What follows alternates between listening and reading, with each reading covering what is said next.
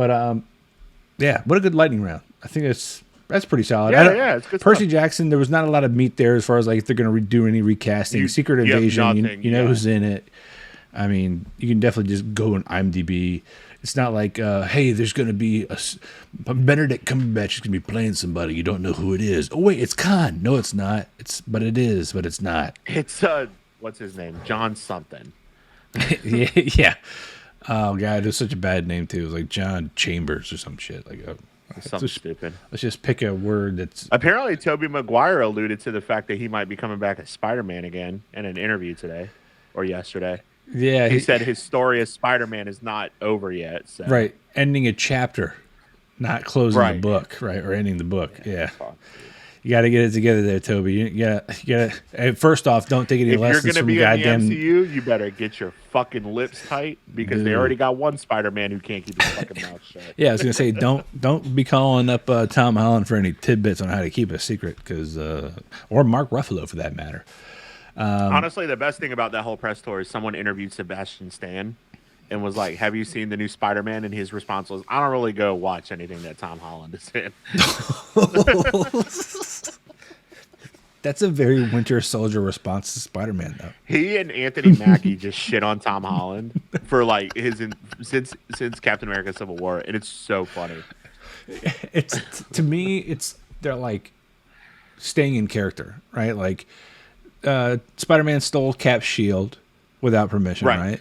Spider-Man also kicked their ass in that airport, so it's like there's an unspoken like, no, we're gonna diss you in public. I love that. Spider-Man got a movie, Falcon didn't get a movie yet, right? And they had to split a TV series, so you know. All right, next up, new releases. Yeah, I know this isn't your cup of tea. That's okay. But Jackass Forever came out. Look, I know that it's not my cup of tea, but I respect it. Okay, like I have never felt older, bro. The only thing that I don't like about Jackass, the only thing, just people, all of them. No, it has nothing to do with the people. Because I like Johnny Knoxville, and I like Steve-O, and I like Chris Pontius. I don't like all the fucking weird shit that they do. Like watching people get hurt is funny a lot of the time. I always found that Nitro Circus was a better version of Jackass. Because they're doing, like, Jackass, it's like, let's dress someone up in a thong and put them in a department store and shoot them out of a cannon at an old lady. And I'm like, that's cool. And then let a bear lick their balls, right? Like, yeah. I think what's funny to me about this film, and I haven't seen it yet, I've only seen clips and snippets or whatever, is obviously they're older, right? They're all old as fuck. Correct me if I'm wrong, it's been at least like 2 decades close to it for everybody in this, just brutalizing Johnny themselves. Knoxville's 49 in this movie. I mean, fuck. Even just seeing the interviews on Hot Ones with Steve-O and Johnny Knoxville, where like he could only chew, like Johnny Knoxville could only chew out of one side of his face because of all the things they've done to each other. And I mean, it's tough to watch. At the same time, you're like, at least they are having some kind of fun. But and I'm gonna watch it because you know what? I'm gonna know what my limits are at 49. God, even the clip that Mahaffey shared just made my whole body flinch just every time I watched it.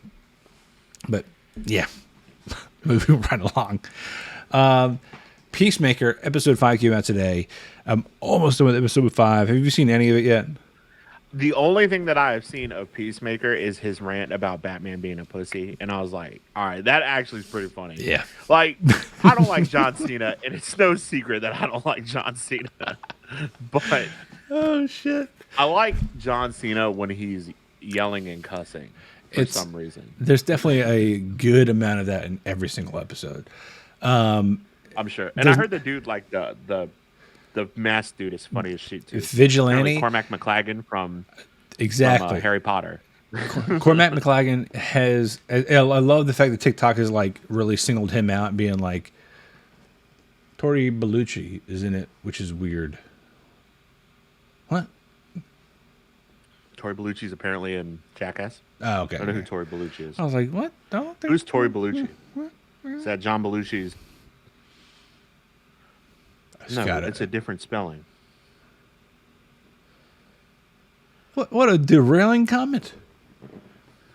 Thanks, man. And they'd share. I'm so confused. Tori Bellucci. There it is. First one. Bellucci, the cast. Oh, it's a flippin' famous person. In Jackass Forever. Let's go back. In Jackass Forever, Tori Bellucci, Eric Andre, Tyler the Creator, Tony Hawk, Machine Gun Kelly, Jason Weeman Acuna. Oh, here we go. I think I read that James Gunn had to fight WB to keep the Batman line in. Nice. Yes. Respectfully, yes. Also, real quick, back to Jackass. I would pay money to watch Machine Gun Kelly get eaten by a bear. Just why? Because he's fucking sucks. Because he's touched Megan Fox. I would agree with that. That too. You know what I'm saying? Get your hands off her. She's a national treasure. But no, I wouldn't say national treasure. I mean, not a good one. She was in Transformers. She's a little body. She's a little dirty. You know what I'm saying? We got to buff her up a bit, but whatever. I like it that way. You know what I'm saying? I think I read that James Gunn had to fight WB to keep the Batman line in. Yeah, because that old guy neighbor. Oh, Tori's from MythBusters. That makes so much sense now. The redhead. Yeah, okay, duh. Get it. No, Tori the guy. I gotta Google this. It's the dude, Tori, right? Belletti. It's the white guy. Mike has spelled his first name and last name wrong, so that's Bellucci. Yes, that's who it is. It's the dude, because obviously Grant Imahara, R.I.P. I was not gonna fuck that one up. I knew that one, even Adam with poor spelling. Warlock. It's not Warlock. Adam. Winston. Warhammer. It's the Adam W. name. Who that? Samsonite. I was way off. Way off. But no, what's great about this show is just a little bit of they don't take themselves seriously. Yeah. I do love the character development between the different characters on the show, mainly their friendship. Peacemaker is such a big dickhead. Vigilante just wants everybody to kind of like him, and he's coming off as like a cheap version of Deadpool, but like not in a cunty way. It's very much just like he's not in a cunty way. Got it. Yeah, well, I mean, like cunty way being like I'm totally ripping off the rendition of Deadpool from That's Ryan my Reynolds. First word in Loodle every time. Just so you know. It's such a good one because it hits all the big letters. U Y T N Y T C. Which is why in Wordle, my first word is always weird, because it's either weird or wired, and at least I try to get two out of the way. But I digress. Anyways, the point is, Vigilante is great because again, he's McLaggen from Harry Potter, and then now he's this goofball, and he's so happy in killing people for being like pieces of shit. Not even like they've committed real crimes, but like they have racist point of views, and they should die. And like, if you're unfamiliar with Peacemaker's father, who was the White Dragon, you can understand what his affiliation might be with. He is a giant piece of racist shit.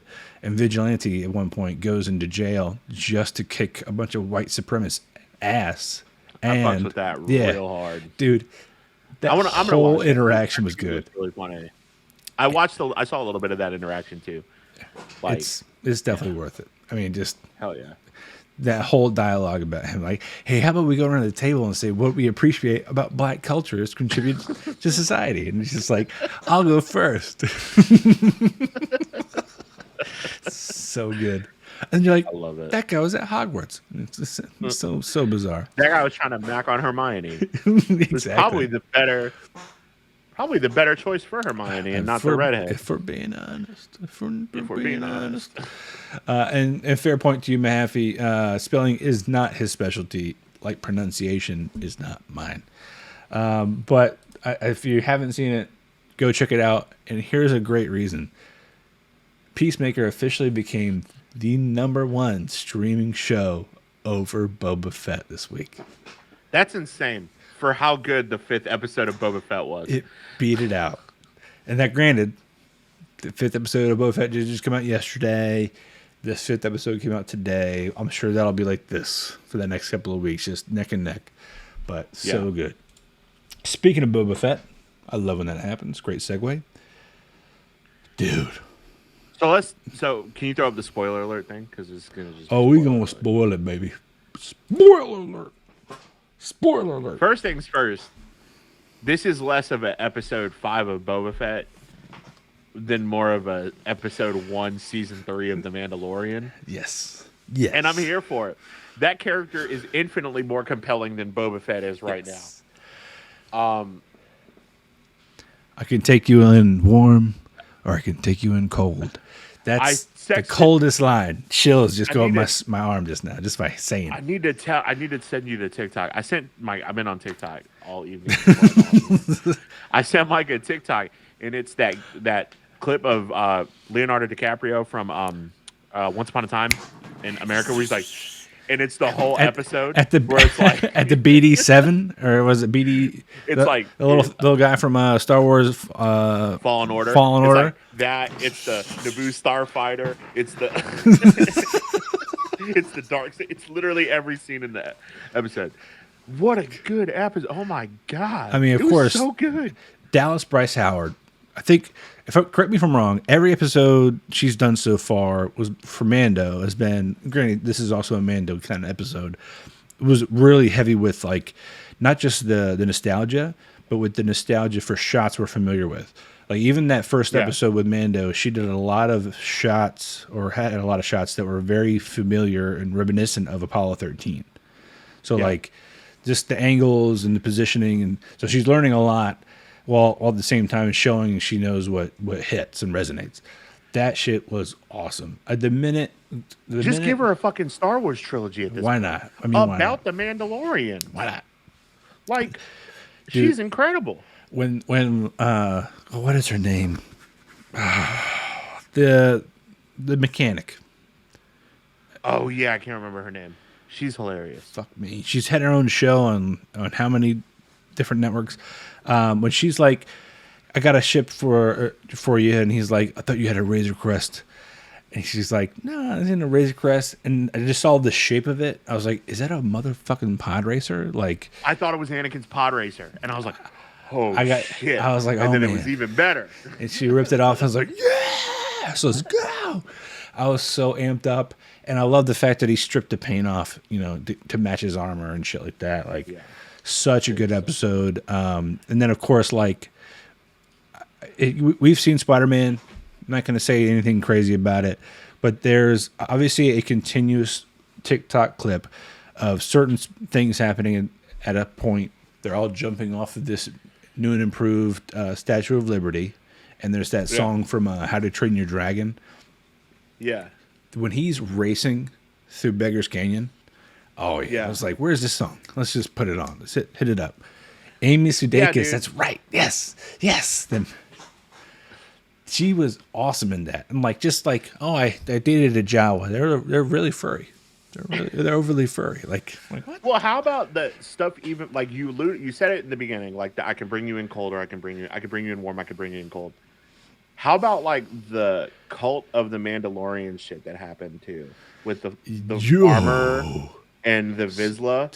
And it's like, I love the lore behind Darksaber, that it's like it gets heavier if the wielder's trying to fight the blade. Dude, and like, and so many times, and like we had this problem in the next Star Wars trilogy, the latest one, with Rey, was that she picked up a lightsaber, and Finn picked up a lightsaber and immediately knew how to use it.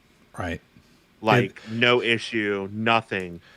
And in this one, Din picks up the Darksaber and is like struggling with it and can't get the weight. It's almost like a broadsword. Like it's just so long and heavy. Yeah. And granted, to our visible eye, it's very short. It's almost like a scimitar or something like that. But this thing is supposed to be just like, it feels like this giant thing.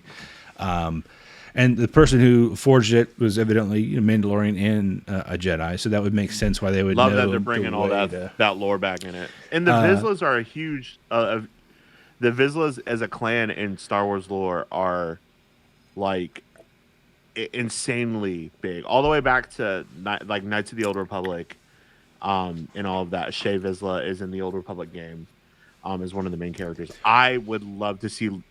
They're alluding to the fact that he's going to go to Mandalore. and I'm so fucking stoked about it. Did you not get chills watching all of those bombers just decimate Mandalore? And it was like How Terminator much shit. money does Disney have, bro? Bro. The production value in this shit is insane. And then, I can't remember the model of the robot that's from Rogue One, but all of them just walking through. It was very much Terminator.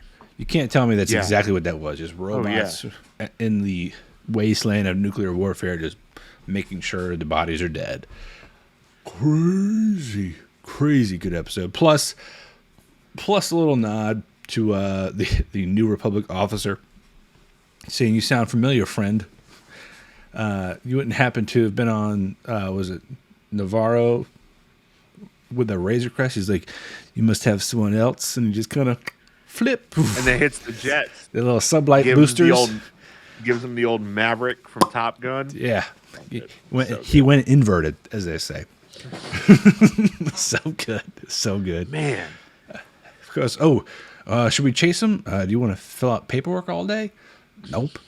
I love that those two X-wing fighters keep coming back because they were in they were in the Mandalorian as well. And I'm just like, so good. This is awesome. And of course, Fennec Shand showing up to be like, "Hey, what's up, guys? He's like, here's some coin. You're gonna do some work." And he's like, "Tell him it's on the house." I'm like, everybody's like, "Yeah, it's on the house. Let's go. So, what do you think? Before we jump to the next final thing, which is not as positive, what do you think was made for Grogu? I have thoughts. I think the ringlets give it away. I think it's like wristbands, like a wrist guard. I don't know, man. I'm going with chainmail. Oh, that would be sweet. Like a chainmail shirt made out of Beskar. Just like the mithril that Frodo wears. Yeah, Frodo wears. Super light. I was really upset strong. that the Beskar spear got melted down. That thing was fucking sweet. And then got melted down, and then he got kicked out of being a Mandalorian. I know, right? Like, all right, well, give me that fucking spear back, man. 6 minutes later, have you taken off your mask? Well, what does it matter? Okay, just give you a huge spear. I do love the fact that he's like, "How do I atone?" And they're like, "You can purify yourself in the waters of Lake Minnetonka," but on Mandalore. That's all I could think of when she said that. I was like, I think of that fucking Chappelle show. Why don't you purify yourselves in the water of Lake Minnetonka? I think the reason I think it's chainmail, by the way, is I think it's a great way for them to say Grogu went to the temple with Luke, right? Was there for all those years, and then when Kylo Ren destroyed the temple and would have sideswiped Grogu with a lightsaber, that Beskar would have saved his life.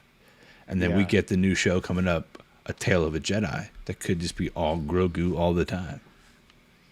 I love that they're on Tython, too. Where's my aluminum foil hat? There you go. Yeah. Well, at some point, there's going to be a reckoning between this shit and the new trilogy at some point. Because, and it's just going to be like, all of a sudden, it's going to be like, it's going to be Rey. You're going to see Rey. How's it going, guys? Hi. Hey, guys. And then there's going to be a lightsaber through her chest, and it's going to be Grogu like, "Shut up. I'm the last Jedi. Just shh, go to sleep. But I digress. Well, I just want to know what happens to Ahsoka Tano. Because, we're after Return of the Jedi, and she's alive. Yeah, we're after that. We're before. I mean, we got at least 20 years before the trilogy. Before the next trilogy. So we don't have to worry about that shit for at least 20 more years now. I know. We'll be old and crotchety. We'll have only gray hair by then. I was saying before, I was talking to Ash before, and I told her Disney's fucking brilliant because last year was Marvel. And then Spider-Man came out, and it was like, all right, cool. That's the end of Marvel for the year. Mm-hmm. And then the week Spider-Man came out, Book of Boba Fett came out. And we were like, okay, this is cool. And then it has ramped up ever since. And now you're like, fuck, I need more Star Wars. And we're getting Kenobi in a couple of months. And I'm like, fuck, dude, want to go back and watch all the Star Wars. I've had to finish the Bad Batch from last year. Yes, dude. Yes, because there's another season coming. I think to your point, I think obviously Disney is definitely writing the book on how to give you a little bit if you want more, and then spin you in a different direction. The Marvel Everybody Disney says monopolies are terrible, but like we've gotten nothing but good shit out of this since it's happened. And I appreciate the fact that Netflix is just buying up other properties, or like even just grabbing things from like the Korean market and giving it to us, like because we're just unaware. You know what I'm saying? Like there's definitely things that have been out for a while and we just never heard of it or didn't know it could have been a thing, and they're like, hey, here you go. This is awesome. The Silent Sea, which was great. Squid Game, great. Yeah. So thankfully, that new zombie movie coming out, bro. They're so fucking tight. It looks so good. Can't wait. I can't wait.